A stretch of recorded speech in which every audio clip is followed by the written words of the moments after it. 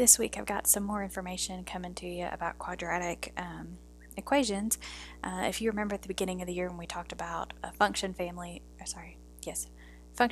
we talked about quadratics and we talked about all the other types, and we discussed how they transform and how they move, translate from place to place, and we slide them, we can flip them, we can move them in a lot of different ways, and so we're going to talk about that in the form of quadratics as well. The easiest form to visualize and to make translations is in the vertex form. So we talked about quadratic form last week, but I do want to introduce you to vertex form just so that you've seen it and been aware of it, because sometimes you will see a quadratic written in this form. Okay, so vertex form is written in y equals a, which again that's just a value, times x minus h squared plus k. And if you remember, we did talk about these before, h and k being the movement, whether up or down or left or right, and we talked about a being the value, the scale value, what if it's been expanded or if it's been contracted. And so those still apply here.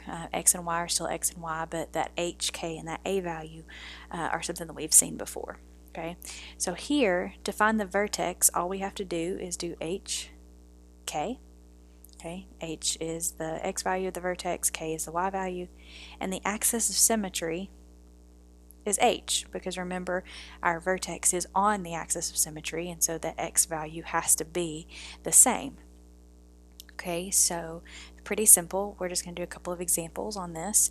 So if you look here, y is equal to x plus 4 squared minus 2. So if we look at these two, okay, between the standard form or the vertex form and what we've been given, notice that h here is negative, and it has to stay negative if it's going to be a positive h value. And I know that seems contrary, but this is actually part of the formula, and if the formula is negative, okay, then our h value here is positive. So here, because this is positive, it makes our h value negative. So h is negative 4, and k, okay, because it's positive here, in order for k to be positive, the value would also have to be positive. And since it's a negative 2 here, k is a negative 2. Okay, so that means that our vertex is hk, negative 4, negative 2, and the axis of symmetry is just h, so x is equal to negative 4. Meaning that if we graphed that, and we'll look at an example of that in a minute, if we graphed that, then your axis of symmetry would be a vertical line at negative 4, and the vertex would be at the point negative 4, negative 2.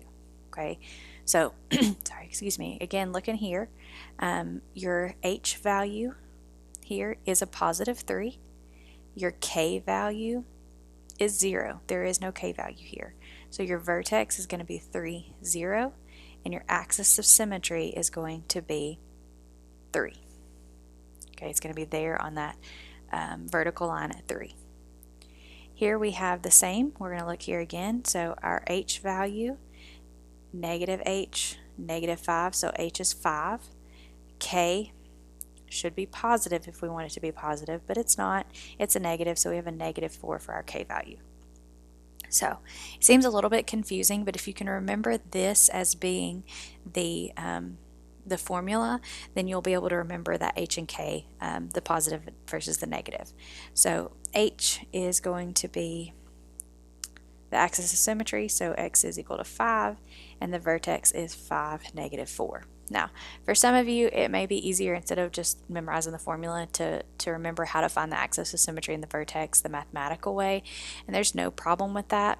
You just have to convert this into standard form, which means you'll have to multiply x minus 5 times x minus 5 using FOIL, and then subtract the 4 and simplify everything.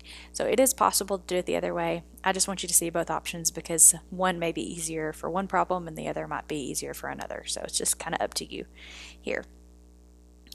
So in this problem, we could, because it is in standard form technically, do it using the formula for axis of symmetry, then negative b over 2a, or we can just realize here that if there were parentheses here where they're supposed to be around that x, then our h value would be 0 and our k value would be 3, that 3 that's out there.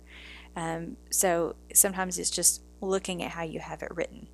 So the axis of symmetry, x is equal to 0, and the vertex is equal to 0, 3. So just a couple of examples of being able to see that.